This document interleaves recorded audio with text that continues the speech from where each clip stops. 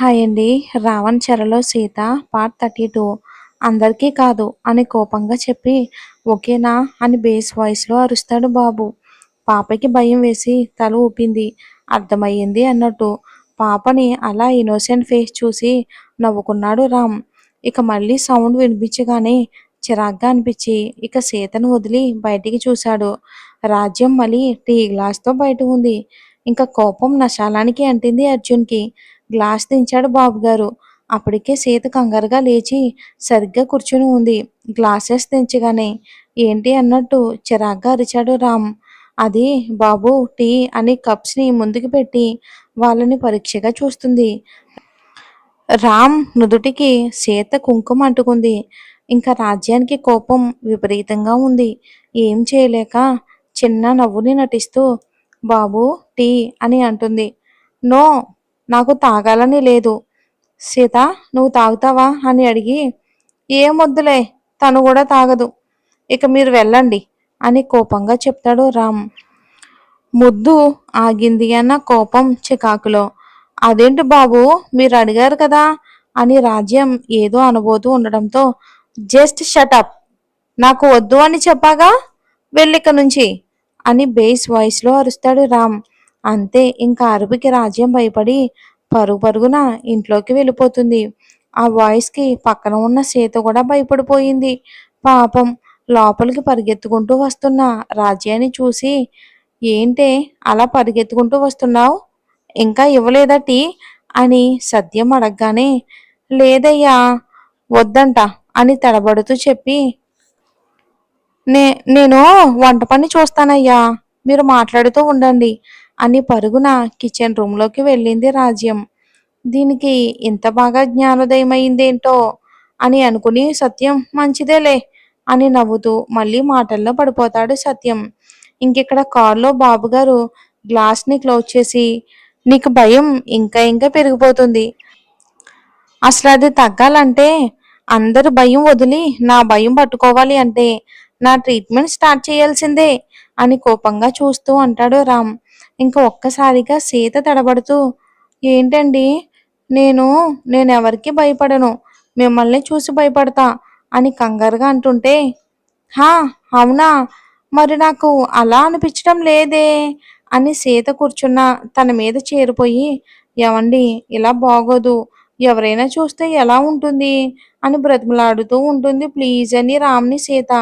ఇక రామ్ పాకెట్లో ఉన్న ఫోన్ మోగుతుంది ఈలోపే.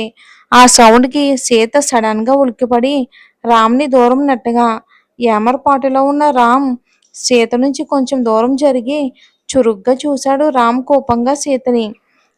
అంటే అది మీకు ఫోన్ వస్తుంది కదా అని అంటుంది తడబాటుగా సీత.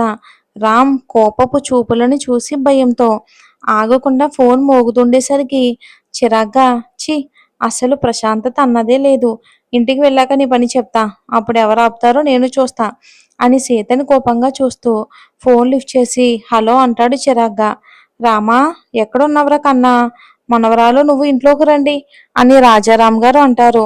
ఓకే తాతయ్య వస్తున్నాం అని చిరాగ్గా ఫోన్ పెట్టేసి అప్పటికే చీకటి పడడంతో ఇక చిన్నగా నడుస్తూ లోపలికి వెళ్తారు ఇద్దరు. సీతకి మనసులో రామ్ని దూరంగా పెట్టినందుకు బాధ అనిపిస్తుంది. అప్పటికే రాజ్యం ఇంట్లో వంటలన్నీ కంప్లీట్ చేసి రెడీగా ఉంచింది. ఎందుకంటే మన బాబుగారి చూపుకే వణికిపోయింది అనుకుంటా. ఇక అందరూ భోజనానికి కూర్చుని హ్యాపీగా అందరూ భోజనాలు కంప్లీట్ చేశాక పిల్ల బ్యాచ్‌ని అందరినీ బయటికి పంపించేశారు తిరిగి రమ్మని. వాళ్ళతో పాటు సీతారాం కూడా అనుకోండి. అలా అందరూ వెళ్ళిపోయాక ఇక ఒక రూమ్‌ని నీట్‌గా సర్ది, ఒక పట్టె మంచం వేసి, నీట్‌గా ఒక బ్లాంకెట్ వేసి, దాని మీద మత్తు జల్లే మల్లె పువ్వులను కొని చల్లారు. రాజ్యం సత్యం చేస్తూ ఉంటే ఇంకా అన్నీ అయిపోగా పిల్లల కోసం ఎదురు చూస్తూ ముచ్చట్లో పడిపోయారు పెద్దవాళ్ళంతా కూడా. బయటికి వచ్చిన పిల్లల బ్యాచ్ అంతా కూడా మీనా హడావిడిగా పక్కనే ఉన్న చిన్న తోటలోకి తీసుకుని వెళ్ళింది వాళ్ళని. అక్కడ ఒక పెద్ద చెట్టు కింద అందరూ నిలబడి ముచ్చట్లో పడిపోతే రామ్ అయితే సీతని చూడటంలోనే బిజీ అయిపోయాడు. బట్ పాప మాత్రం ఎవరైనా చూస్తారు అన్న కంగారులో చుట్టూ చూస్తూ రామ్ని కూడా ఏమీ అనలేక బిక్కమొహం వేసింది సీత. పాప ఫేస్‌ని చూసి బాబుకి పిచ్చ నవ్వొస్తున్నా కంట్రోల్ చేసుకొని సైలెంట్‌గా సీత ఎక్స్‌ప్రెషన్స్‌ని చూస్తూ ఉన్నాడు మురిపెంగా. అలా అరగంట వరకు ముచ్చట్లో ఉండి ఇంక అందరూ బాగా అలసిపోవడంతో ఇంటి బాట పెట్టారు. అంతా కూడా. ఇంటికి వెళ్ళగానే అందరూ ఆరుబయట కూర్చుని ముచ్చట్లో ఉండగా అప్పుడే వచ్చిన వీళ్ళని చూసి మీరిక్కడే కూర్చోండి అని చెప్పి రామ్‌ని, సీతని లోపలికి తీసుకొని వెళ్లారు మహాలక్ష్మి గారు. అలా రామ్‌ని రూమ్‌లో ఉండమని చెప్పి సీతని తీసుకొని కిచెన్ రూమ్‌లోకి వెళ్లారు ఆవిడ. సీత చేతిలో గ్లాస్ పెట్టి తొందరగా ఆడుకోవడానికి మాకొక ముని మనవన్నివ్వాలి అని సీతకి మెటికలు విరిచి రూమ్‌లోకి పంపిస్తారు ఆవిడ. ఇంకా ఇంట్లో వాళ్ళంతా గూడా వాళ్ళకి వేరే ఇంట్లో పడుకోవడానికి ఏర్పాట్లు చేయటంతో అందరూ వెళ్ళిపోతారు. ఇప్పుడు ఆ ఇంట్లో కేవలం రాజ్యం, సత్యం మాత్రమే ఉన్నారు. రూమ్‌లోకి వెళ్ళిన సీత భయం భయంగా డోర్ దగ్గరే నిలబడి ఉంది. చేతిలో పాల గ్లాస్‌ని పట్టుకుంటూ. ఆ రూమ్‌లో గోడకు ఆనుకుని సూటిగా సీతనే చూస్తున్నాడు. చేతులు కట్టుకుని రామ్. ఎంతకీ సీత తలెత్తడం లేదు. ఇంక అక్కడి నుండి ఒక్క అడుగు కూడా వేయకుండా అలానే ఉండేసరికి రామ్‌నే సీత దగ్గరకు వస్తూ ఉన్నాడు. సీత కంగారుగా వెనక్కి జరగలేక అలానే నిలబడింది. రామ్ సీత దగ్గరకు వచ్చి తనకి రెండు వైపులా చేతులు అడ్డుపెట్టి, "ఏంటి పెళ్ళాం గారు ఇంక ఇక్కడే ఉన్నారు? ఇక్కడేమైనా స్టార్ట్ చేయాలా ఏంటి?" అని కొంటెగా అంటాడు రామ్ సీత వైపు చూస్తూ. సీత కంగారుని చూసి నవ్వుకుంటాడు. తన చేతిలో ఉన్న పాల గ్లాస్‌ని తీసుకుని తాగుతాడు. సగం తాగి సీత చేతికివ్వగా దాన్ని అలానే పట్టుకుని ఉంటుంది సీత. "ఇంకా ఏం చూస్తున్నావ్? తాగు" అని రామ్ అంటే, "నాకు పాలు నచ్చవండి. నేను తాగను" అని చిన్నగా అంటుంది సీత.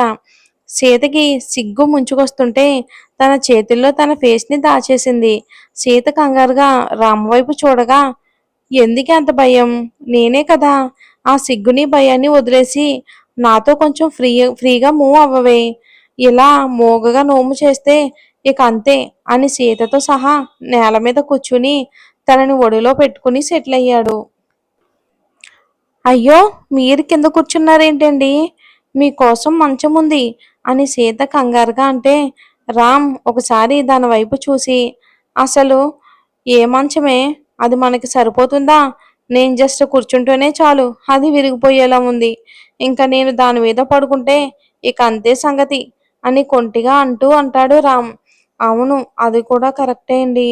కానీ మీరిలా కింద పడుకోవటం మీకు అలవాటు లేదు కదండీ" అని అమాయకంగా అడుగుతుంది సీత. "నేను కింద పడుకుంటానని ఎవరు చెప్పారే? మరి ఎలా పడుకుంటారండి?" అని మాట కూడా పూర్తి కాలేదు సీతది. సీతని నేల మీద పడుకోబెట్టి తన మీద చేరిపోయాడు. ఎలా అంటే ఇలా పడుకుంటా అని కొంటెగా అంటాడు. ఇంకా సీత నేరుగా రామ్‌ని నెట్టడానికి చూస్తూ ఉంటే, "ఓకే. ఓకే. కూల్. కూల్. ఏం చెయ్యనులే" అని లో వాయిస్‌తో చెప్పగా సీత ఊరుకుంది. "మరి వద్దు అంటున్నావు. అయితే మరి నైట్‌కి నీకొక స్వీట్ పనిష్మెంట్ ఉంటుంది. అది ఓకే అయితేనే నాకోకే. లేదంటే మరి నీ ఇష్టం" అని రామ్ అంటే సీత అయోమయంగా "ఏంటండి పనిష్మెంటు? చేస్తాను చెప్పండి" అని అమాయకంగా అంటుంది సీత. "ఇప్పుడు కాదులే సమయం వచ్చినప్పుడు చెప్తానులే" అని వెటకారంగా అంటాడు రామ్. మరేం జరుగుతుందో వచ్చే ఎపిసోడ్‌లో చూద్దాం. ఈరోజు ఎపిసోడ్ కొంచెం తక్కువ ఇచ్చానండి. రేపు ఎక్కువిస్తాను. Thanks for watching.